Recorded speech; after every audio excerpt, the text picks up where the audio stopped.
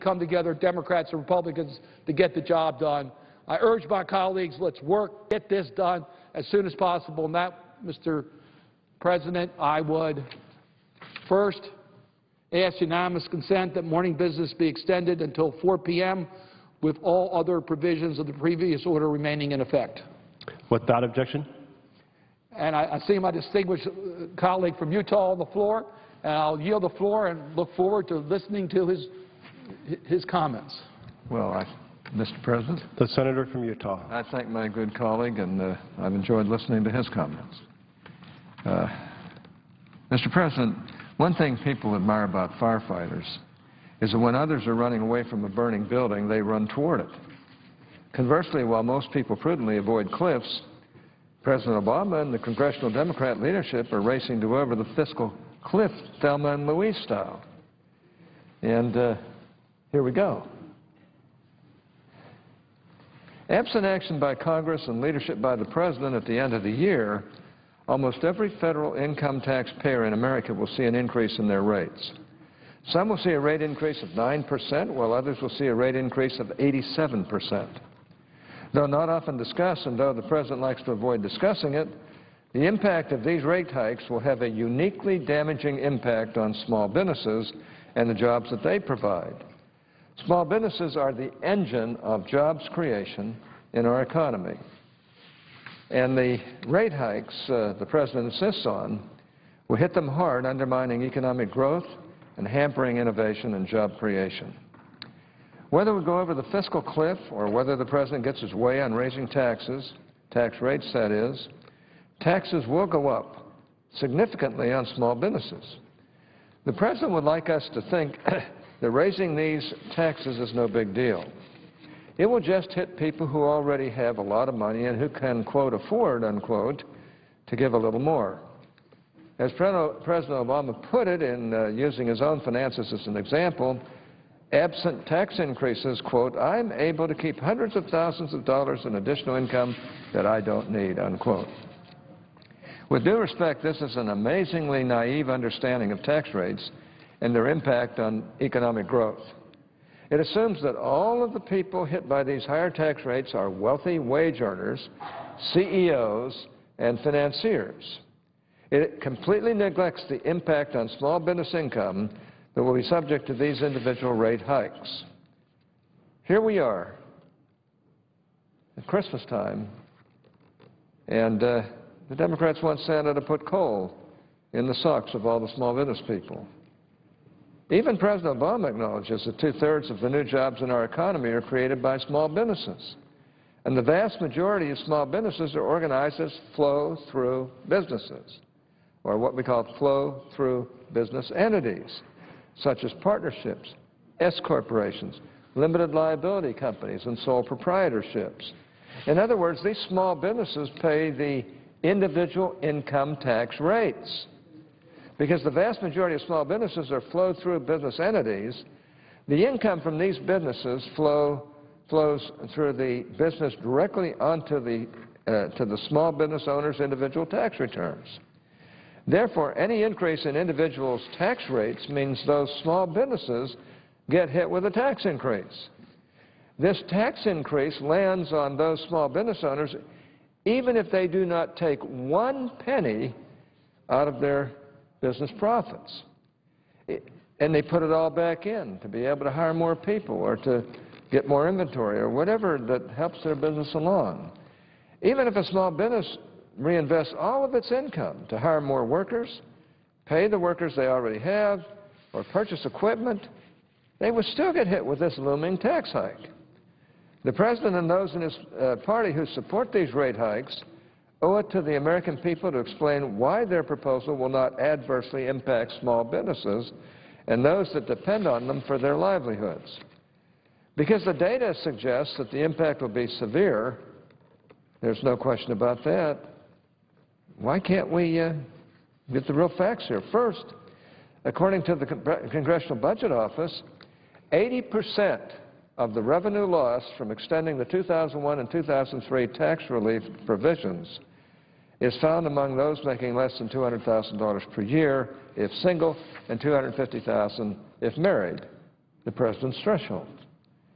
Second, the nonpartisan official scorekeeper for Congress on tax issues, the Joint Committee on Taxation, tells us that 53% of all flow-through business income would be subject to the president's proposed tax hikes.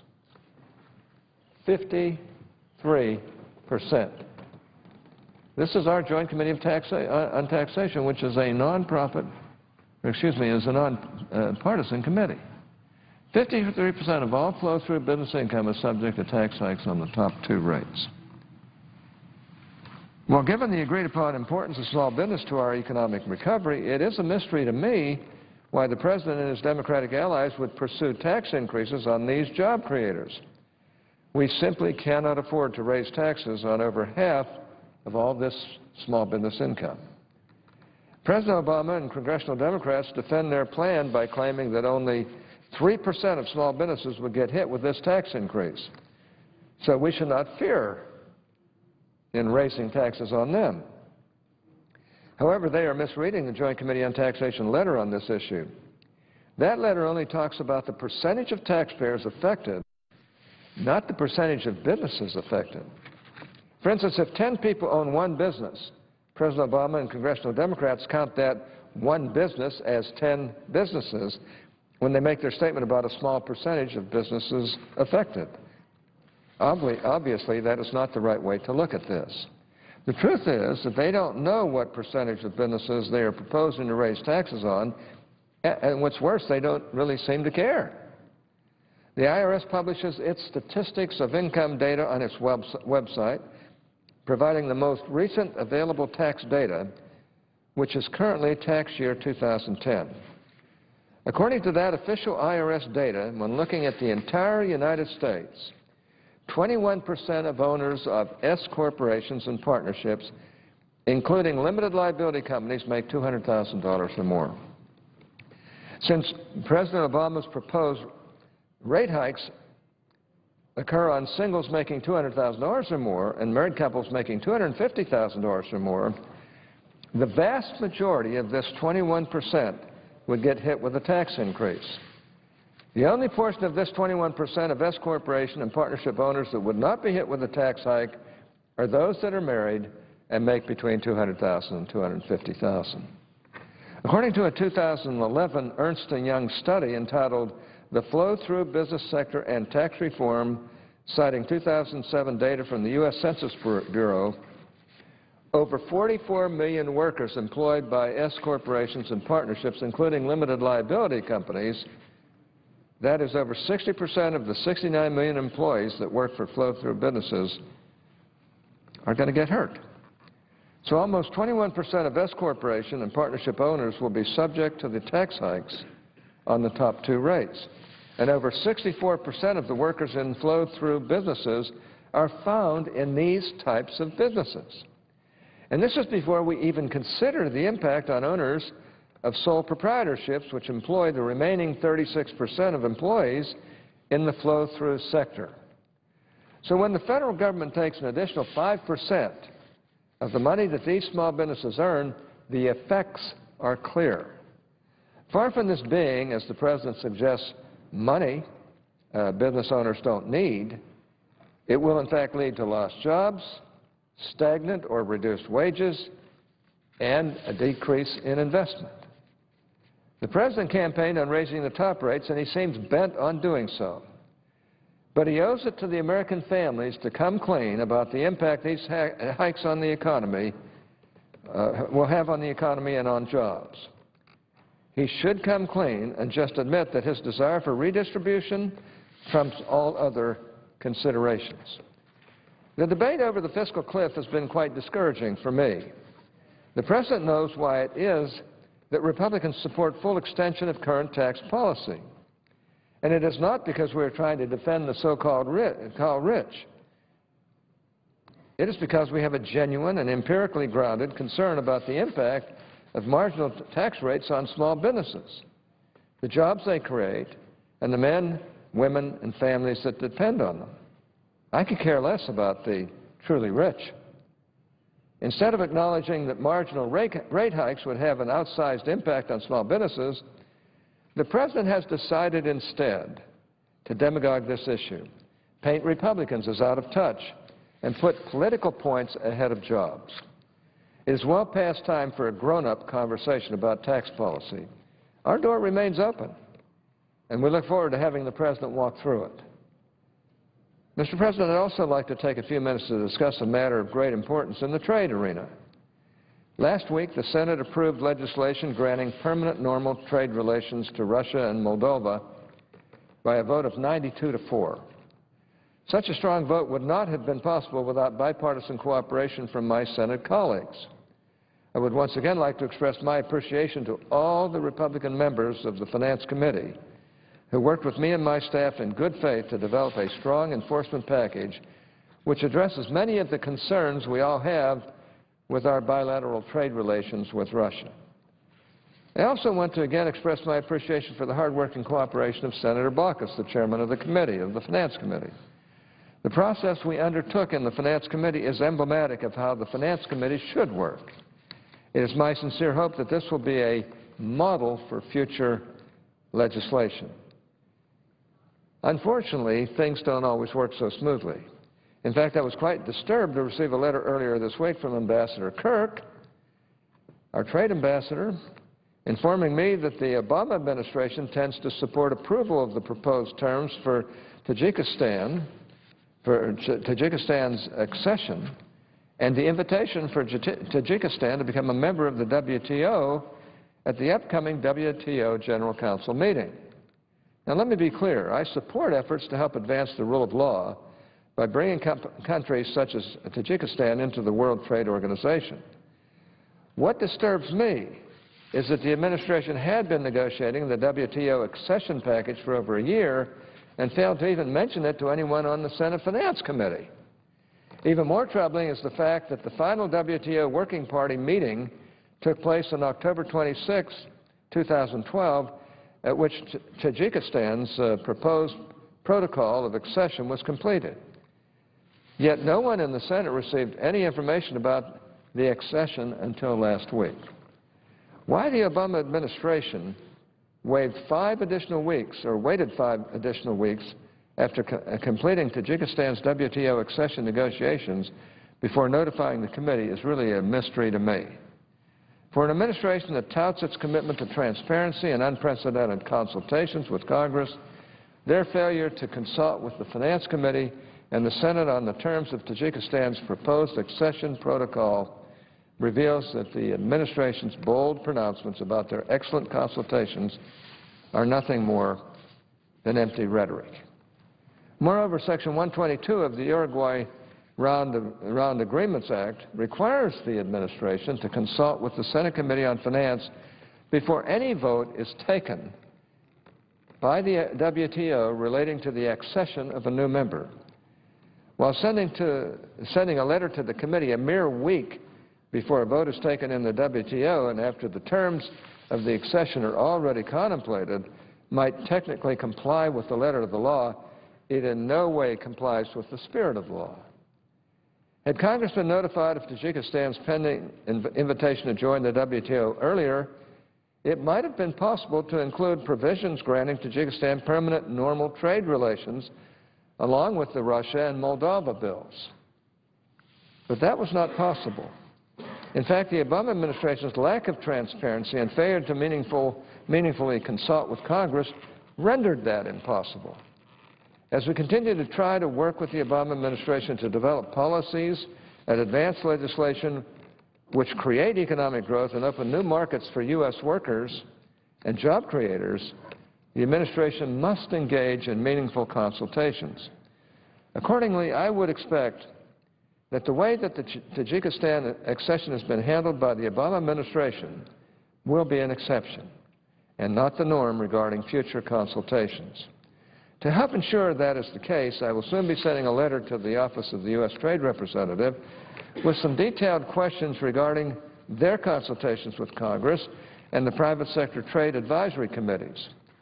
It is vitally important that we bring more transparency to this process, so I sincerely hope we receive a detailed and substantive response soon.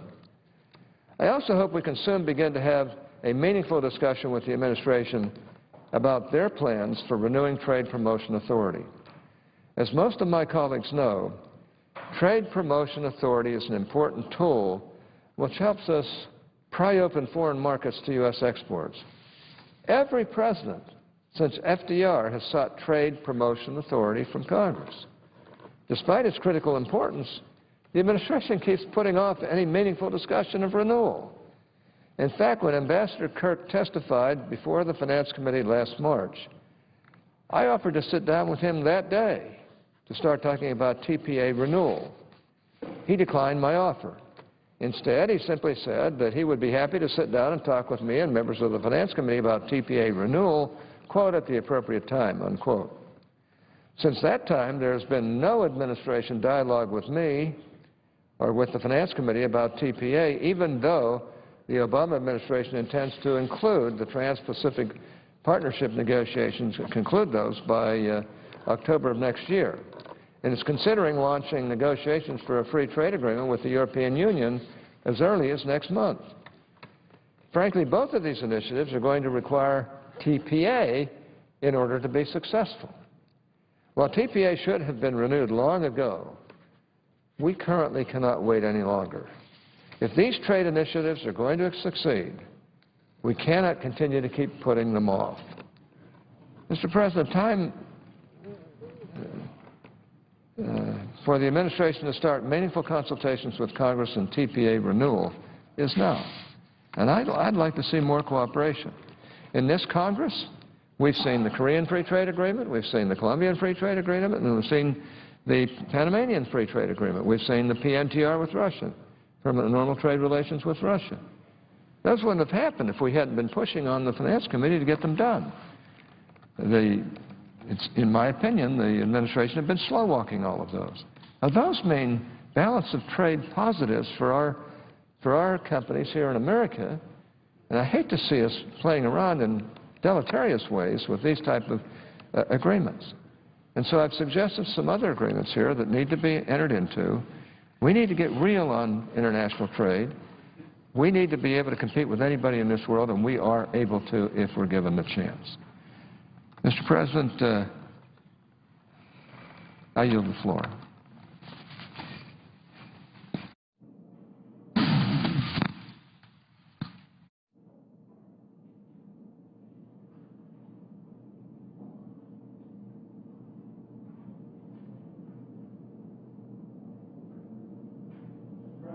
The senator from Kansas. Thank you, Mr. President.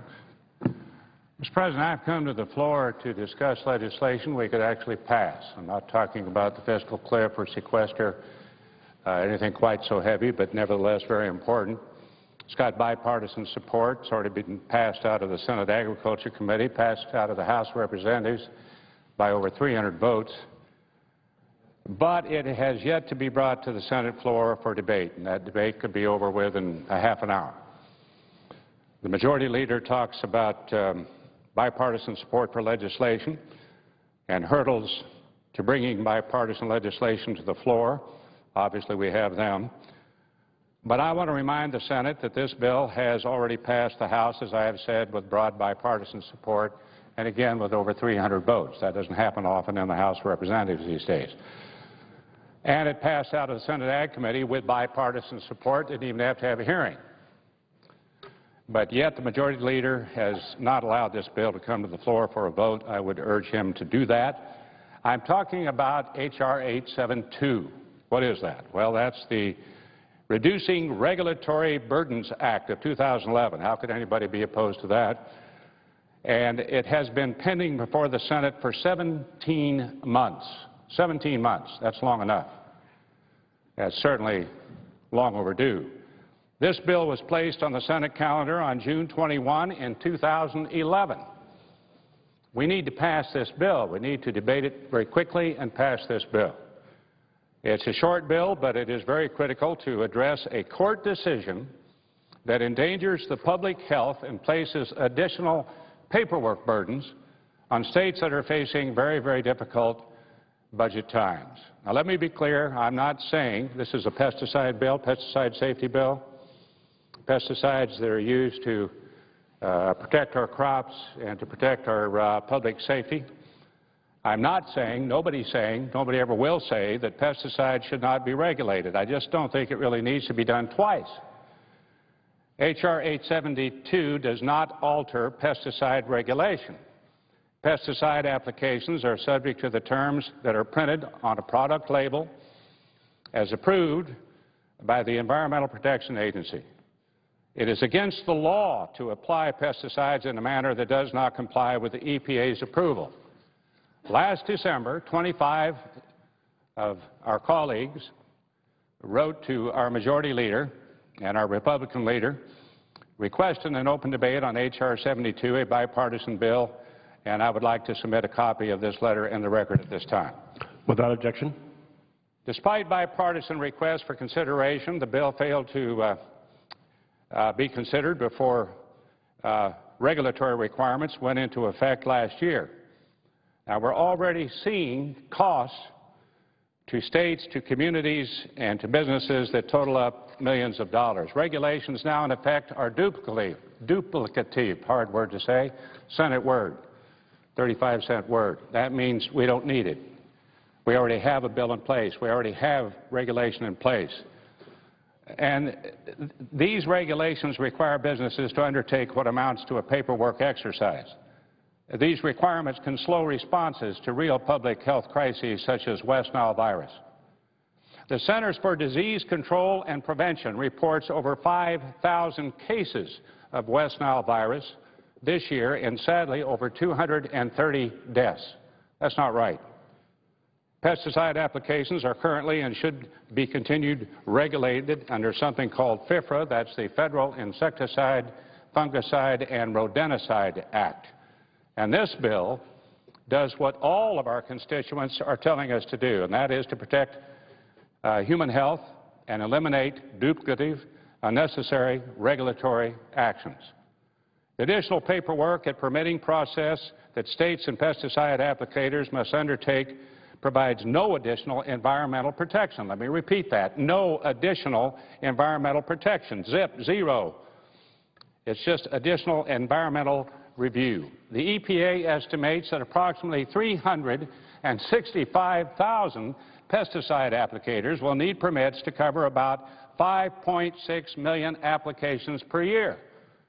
Public health officials, farmers, other pesticide applicators under this regulatory impact would not be facing these requirements if the administration had chosen to vigorously defend its longstanding policy that the protections under the federal pesticide law were sufficient to protect the environment.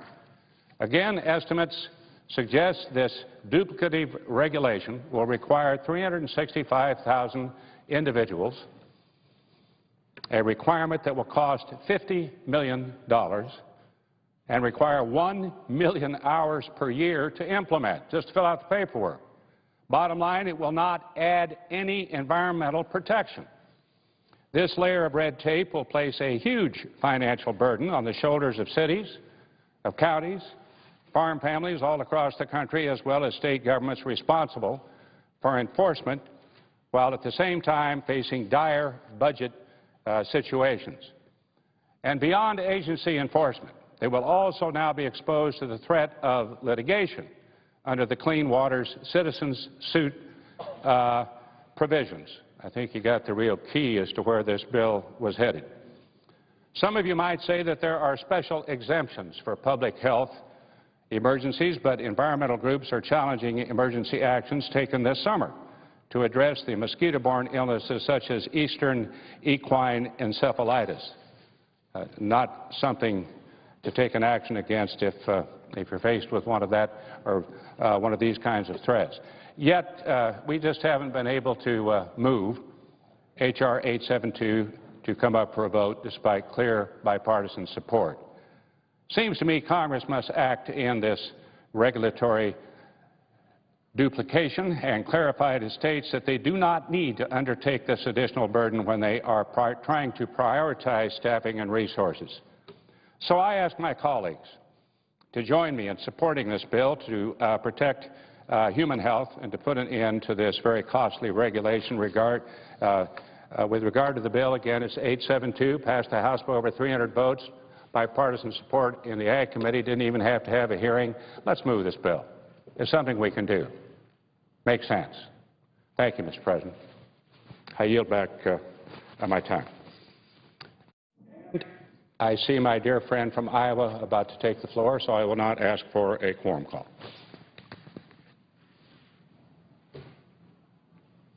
My friend from Kansas, Mr. President. The senator from Iowa. Mr. President, I've come to the floor today to give some perspective on the debate going on in Washington about the so-called fiscal cliff. This so-called fiscal cliff is a misnomer. But what it reflects is the concern that unless we act, our economy is going to be hit by a significant austerity in 2013, not at 12:01 a.m. on January 1st, but over the course of a year. So it's not a cliff. It's more like if we don't do something, we're going to start on a slope. But we're not falling off any cliff at 12:01 a.m. on January the 1st. Now, fortunately, there's an easy way to address one of the major parts of this puzzle. That is, the Senate earlier this year passed a tax relief bill for the middle class. It would extend for one full year all of the Bush-era tax cuts on middle-class families. And now that's sitting in front of the House of Representatives. And President Obama said, if they pick it up and pass it tomorrow, I'll put my pen to it immediately. Now, that's one thing that could be done right now. But the House Republicans will not take it up. I say if they were to take it up today, they're not doing anything over there anyway. Pick it up today, pass it, President signs it. I think you're going to see a lot of middle-class families maybe even do a little bit more Christmas shopping because they'll know their taxes are not going to go up next year. And that'll help spur our economy. So again, and I would point out that some of my friends on the other side of the aisle here in the House have been talking about doing that very thing. So there are some Republicans who recognize that this would be one of the best things we could do, and that is pass the middle-class tax cut that we passed here in July. Nonetheless, I keep hearing that what we really need to do to address the so-called fiscal cliff is to enact significant entitlement reform. Now, what does that mean, entitlement reform? Let's be up front with the American people. When you hear our friends, the Republicans and others, talk about entitlement reform, they're talking about three things: cutting Social Security, cutting Medicare, and cutting Medicaid. That's it. That's what they're talking about. Now, for example, let's take a look at Social Security. It's become an article of faith almost among a lot of people around this city and some think tanks and others that one of the ways to reduce the national debt is to, quote, reform Social Security. But that's really fishy, because Social Security can pay full benefits, 100% until 2033. And by law, it is not allowed to add to the deficit or debt. So therefore, it's not driving our long-term debt. So what's really going on here? Well, I think that one of the ways to figure it out is look closely at the proposals under consideration. If you look closely, you'll find that almost all of these so-called serious proposals to save Social Security is you save it by cutting it. Now, for one instance, one proposal is to raise the retirement age so that hardworking Americans, including nurses, cashiers, carpenters, mechanics, truck drivers, have to work even longer before they can retire and claim their full benefits. Well, I would remind people that we already raised the retirement age. We did that in the 80s, from 65 to 67. That's being phased in right now. That Bowles Commission, what they want to raise it to 69. I would remind people that life expectancy at age 65, that is the amount of time you're going to live after you reach 65, has not grown equally among all Americans. Not surprisingly, higher income Americans have seen much larger gains in life expectancy after 65 than low and moderate income families. So, you raise the retirement age for Social Security, you help those who have money, and you hurt those who don't. That's exactly what it is. It would hurt low and moderate income Americans who work at some of the most physically demanding jobs in our economy. It hits them the hardest. So we can just dismiss that. I was just looking at the list of people proposing that we raise the retirement age. Bowles Simpson, the Third Way, Lloyd Blankfein, CEO of Goldman Sachs. How about that? I think he's in his 70s. I don't know where. He's still working, making gazillions of dollars a year, but he wants to raise the retirement age on people that don't have cushy jobs like he's got.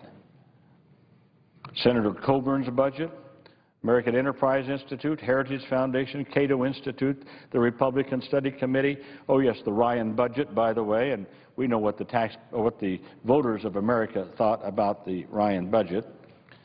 Well, anyway, a whole list of people there that are saying, yeah, we got to raise the retirement age. Well, look and see what kind of jobs they got, what kind of work they do during their lifetime. Now, another proposal we've heard about to kind of fix Social Security is to base future cost of living adjustments, the COLAs, on the so-called chained CPI. Chained CPI. That's a phrase that you're hearing more and more of. What it does is it basically reduces annual cost of living adjustments. It's nothing more than a benefit cut by using a measurement of inflation that reflects the costs faced by seniors even more poorly than the current measurement. In terms of take-home benefits for an individual beneficiary, for a 65-year-old, the chained CPI would result in an average benefit cut of $136 per year for a 65-year-old. However, because of compounding, the benefit cut would increase to an average of $560 per year less for a 75-year-old retiree. That's a severe benefit cut, particularly for the oldest Americans who are most likely to have gone through all of their own retirement savings and must rely totally on Social Security. Furthermore, the chained CPI is simply not a more accurate way to measure inflation. Rather, it more accurately measures the degree to which people are reducing their costs. As a result, it can mask big changes in the quality of life for Americans. Now, I've talked at town meetings and talked to other people about chained CPI. Here's the way I describe it. Here's chained CPI. You're an elderly person, you're on Social Security. Because of heating costs or because of maybe some medical costs or whatever, you found that your budget's pretty tight. So instead of buying beef for dinner, you decide to buy some chicken. So you reduce your costs a little bit. Well, chained CPI would look at that and say, okay, since your costs have come down, we'll reduce your COLA. Well, okay, now you've got your COLA reduced, you're sort of locked in there. And then you say, well, my budget's still a little tight, I'll go to beans. Well, now you've gone from beef to chicken, now you're eating beans. Well, the chained CPI say, oh, you're eating beans, that means your costs are down, we'll reduce your COLA even further. Pretty soon you're reduced to drinking warm water for soup. And the COLAs keep coming down even more. That's what chained CPI does to an elderly person.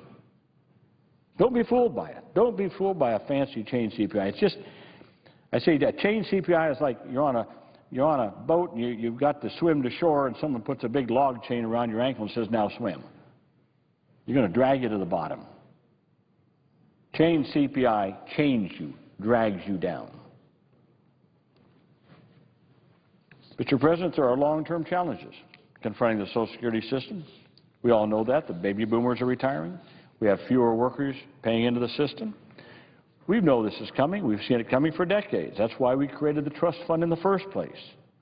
As I said, and I repeat, the trust fund pays 100% benefits until 2033,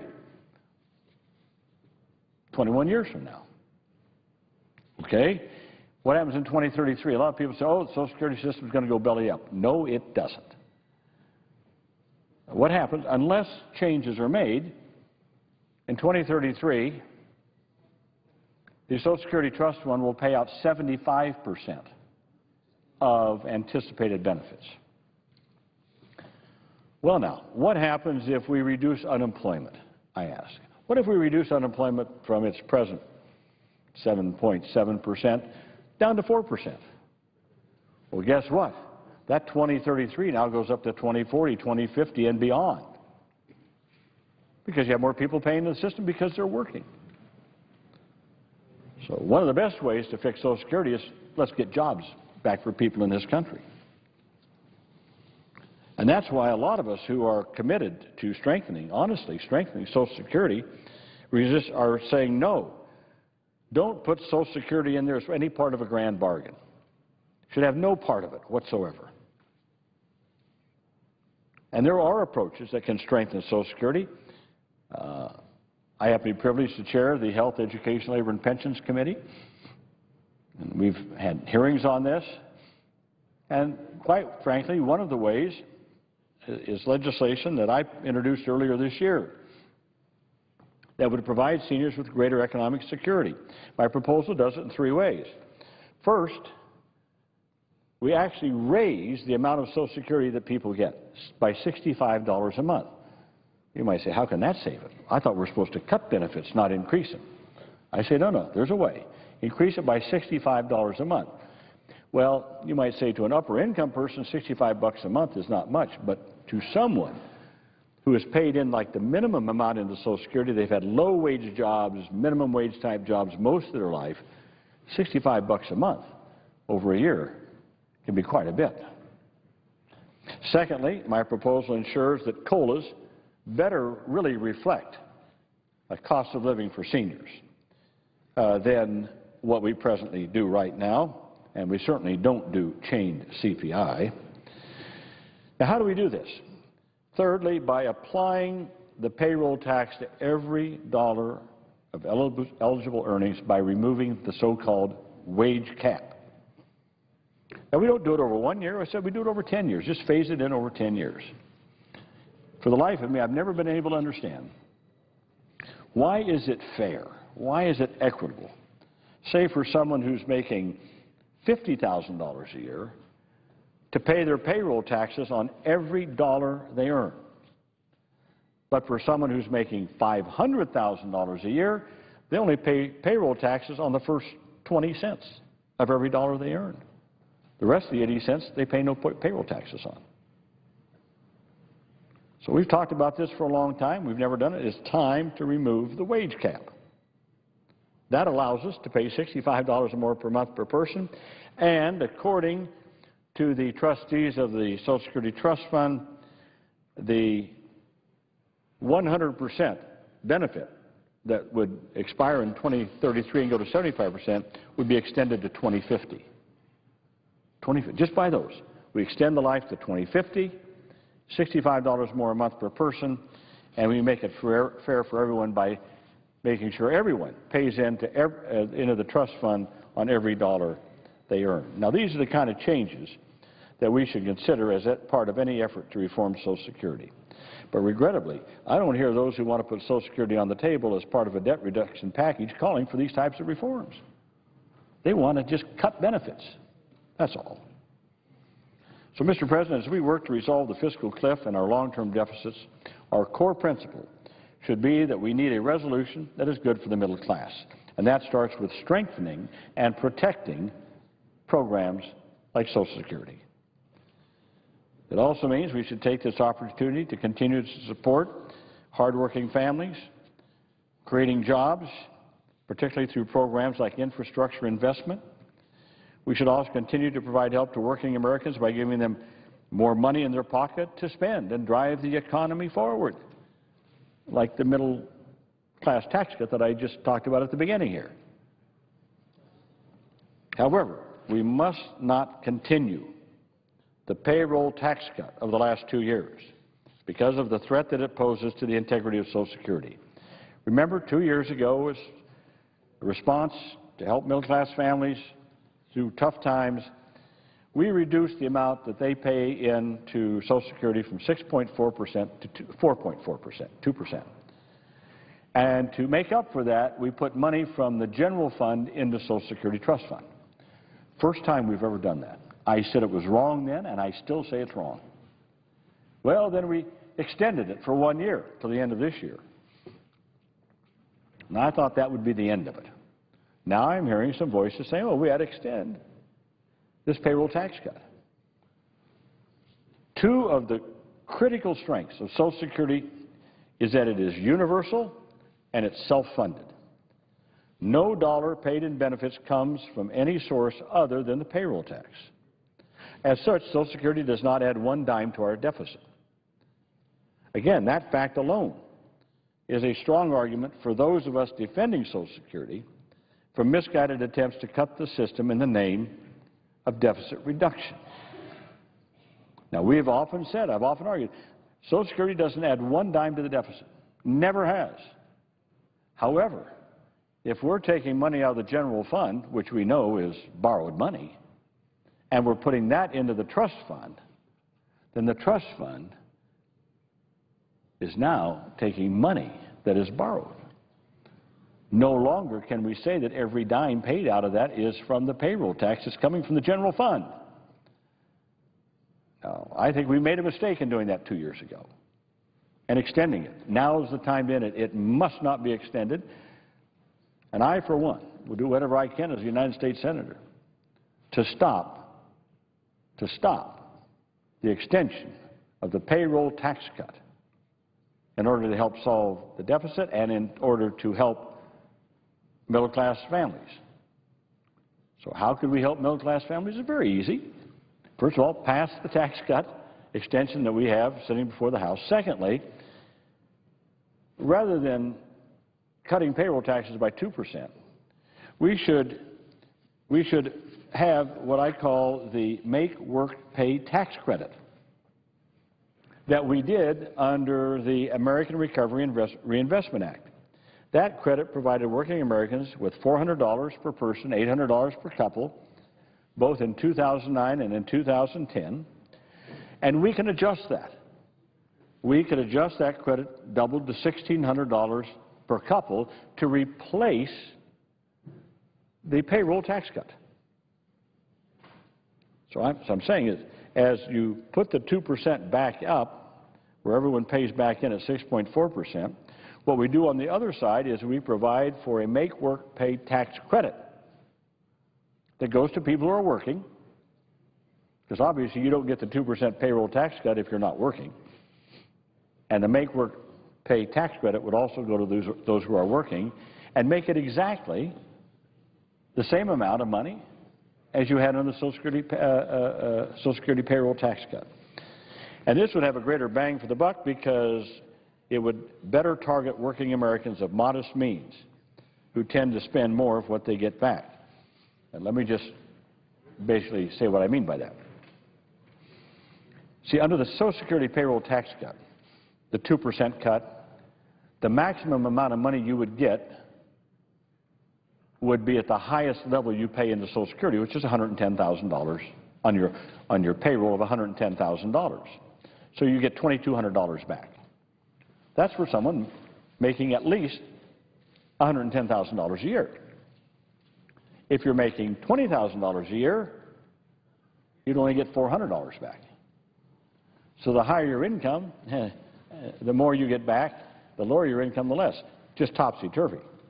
Should be the other way around. There should be more benefits to low income and less benefits to higher income.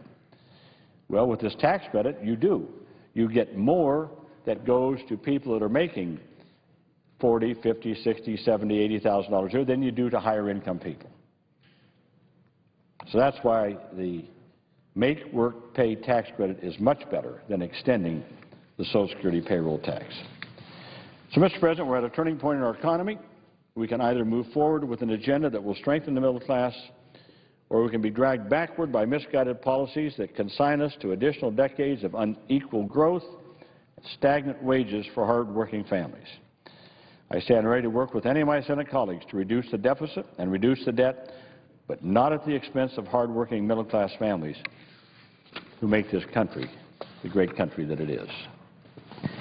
Mr. President, with that, I yield the floor. The senator from Tennessee. I ask the speakers if in morning business. Without objection. Thank you, Mr. President. I appreciate it.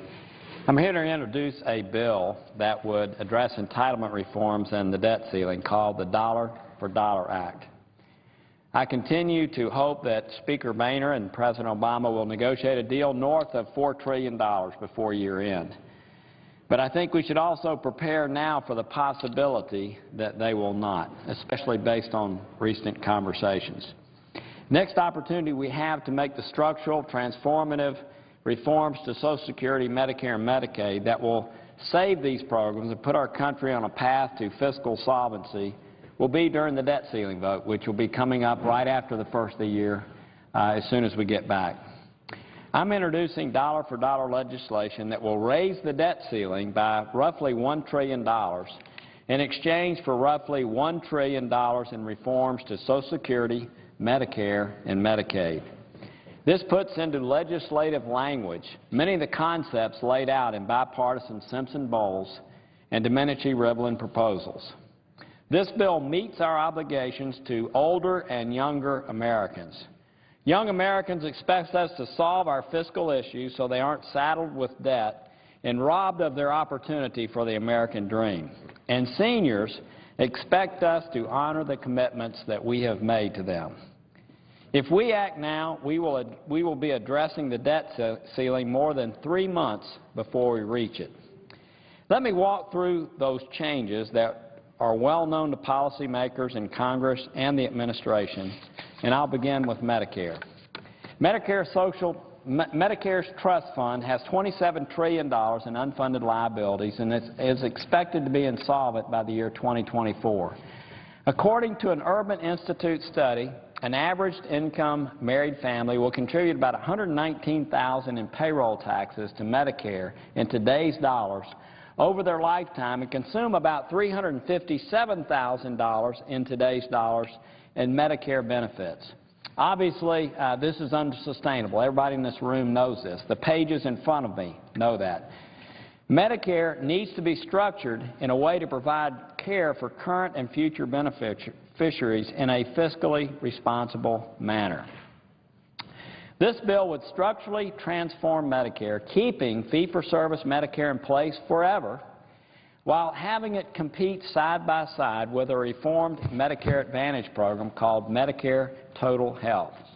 Seniors would maintain the option of choosing fee-for-service Medicare or a private plan, as they do today. I think most of us know that about 25% of the people in our country that are on Medicare are in a private plan today. The competition created by these reforms would significantly reduce Medicare costs by $290 billion, and this is very important, without a spending cap on the program.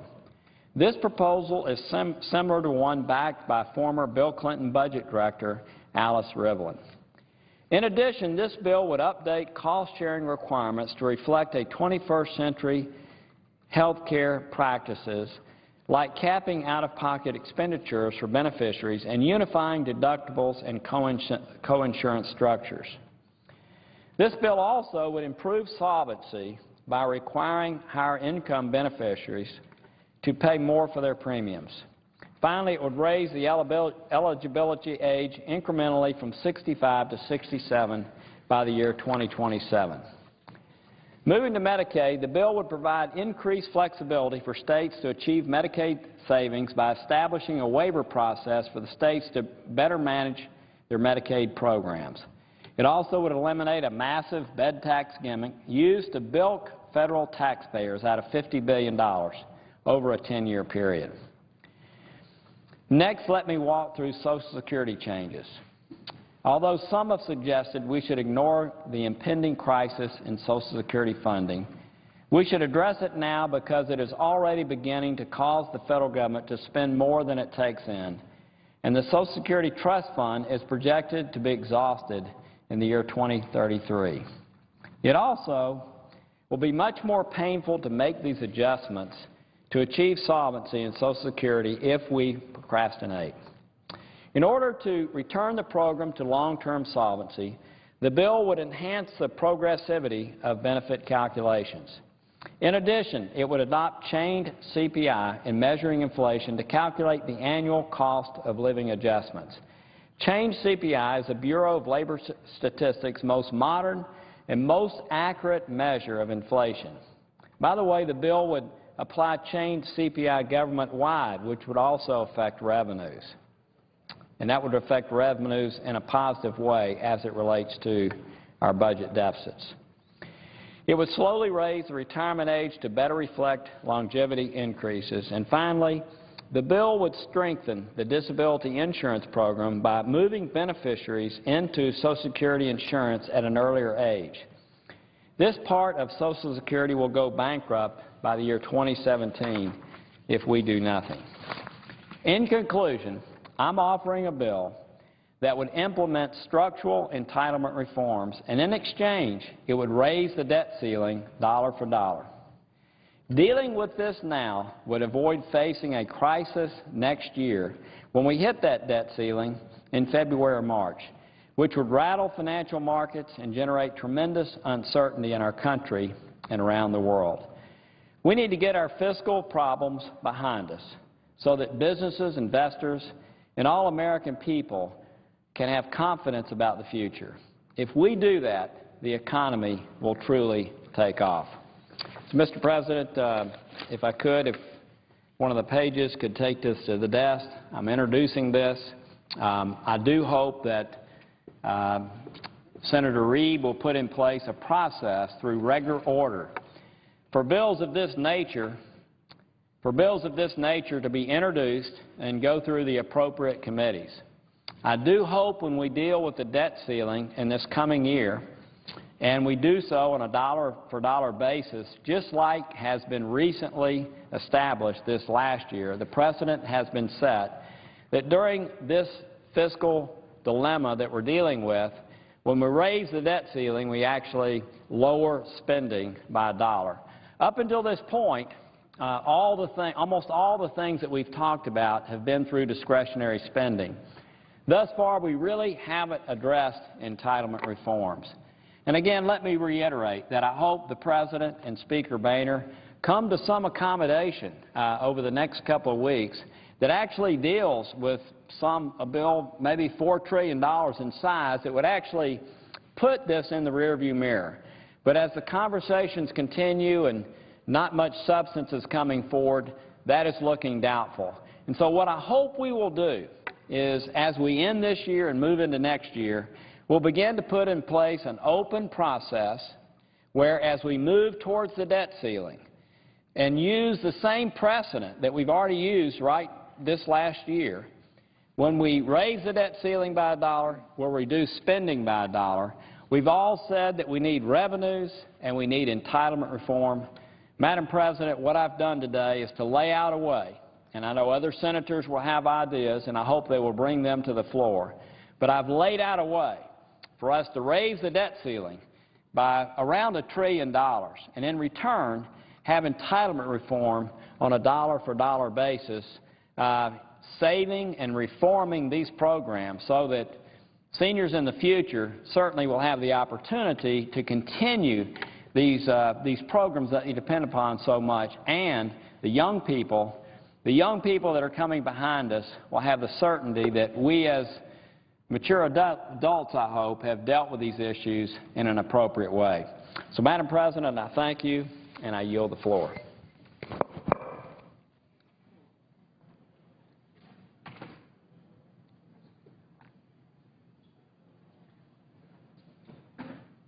Madam President. Senator from Tennessee. I notice the absence of a quorum. The clerk will call the roll.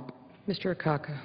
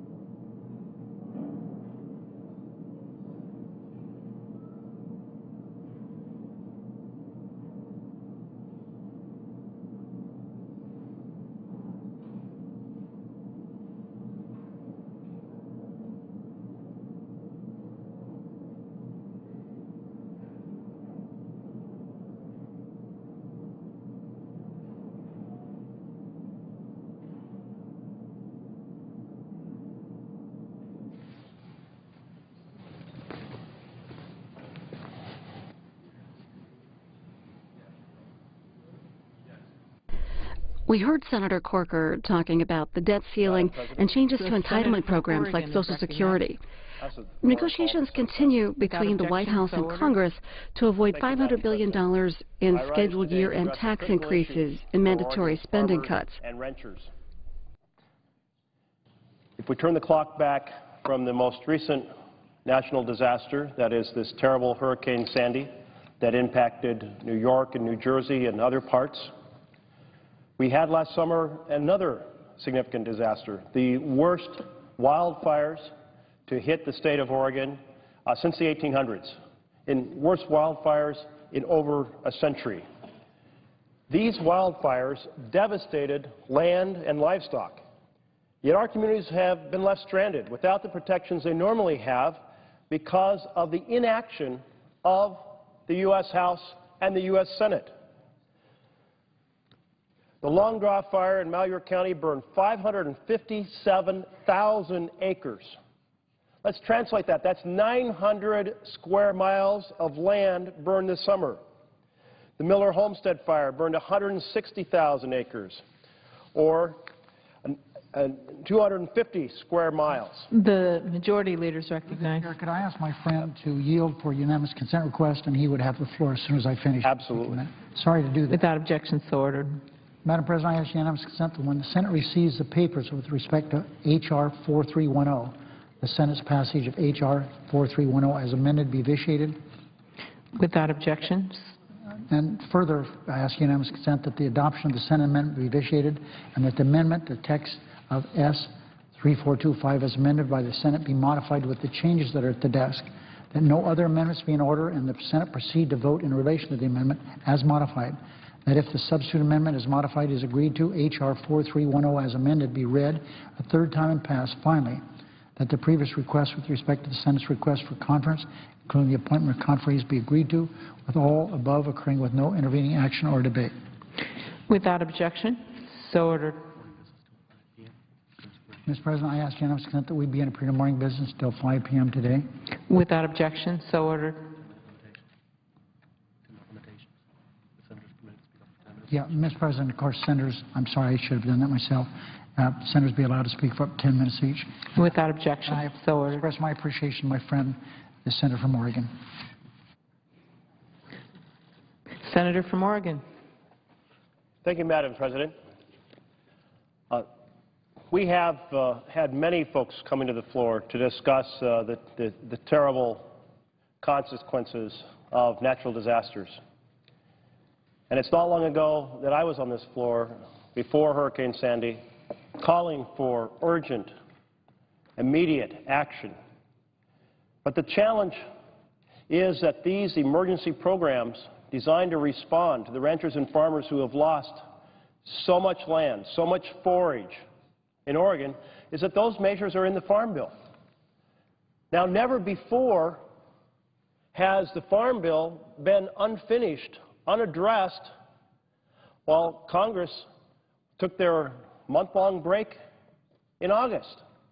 And yet there it is. And we came back, and here we are. We still have no action from the House. We can't have a conference committee because the House hasn't acted. We can't address the changes the House wants because the House hasn't acted. And who's paying the price? Farmers and ranchers devastated by the worst wildfires in over 100 years.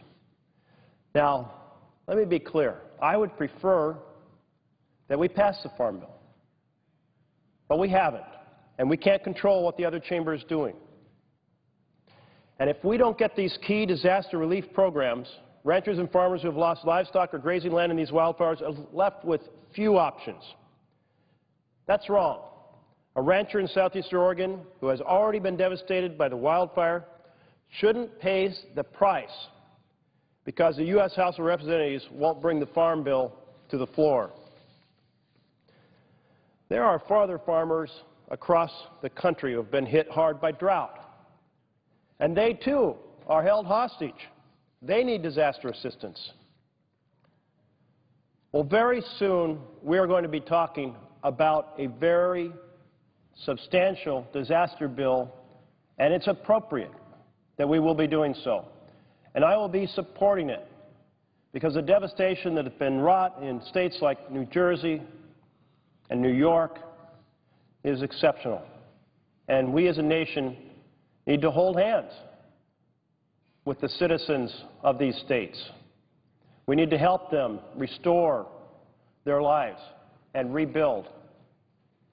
But we need to hold hands in partnership with the ranchers and farmers in Oregon who have been devastated by these wildfires as well.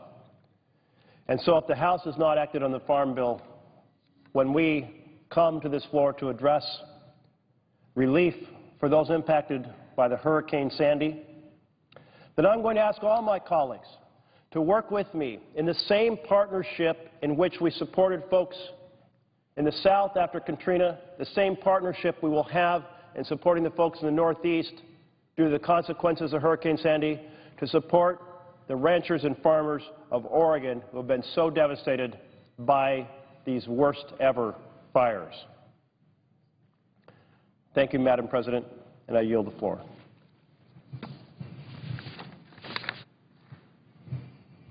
Madam President, I note the absence of a quorum.